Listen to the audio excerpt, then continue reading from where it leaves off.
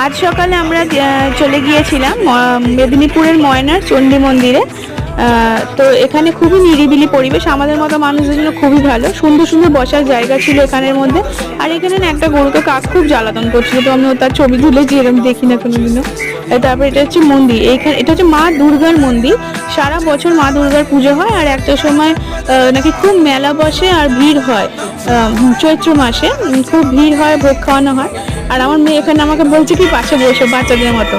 একটু আরতির ভিডিও তুললাম, তারপরে ওখানে একটু কাসর পড়েছিল, ঘন্টা বাজলাম। আর ওখানে মন্দির চত্বরে না সামান্য মানে পুজো দেওয়ার দোকান ছিল, ওখান থেকে সামান্য উপকরণ নিয়ে পুজো দিলাম আমি, মেয়ে, আমার। তারপর বাইরে একটা মনসাতলা ছিল, বিষ্ণু মন্দির ছিল, খুব সুন্দর জায়গাটা। বিষ্ণু মন্দিরটা এমন এত সুন্দর জায়গায়, ঠাকুরেরও মনে হবে এখানে এসে বসে থাকে। এই যে এত সুন্দর, তো ওখানে আমি ধূপ দিল, তারপরে পুজো টুজো দিয়ে আমরা একটু ঘুরে বাড়ি চলে এসেছিলাম।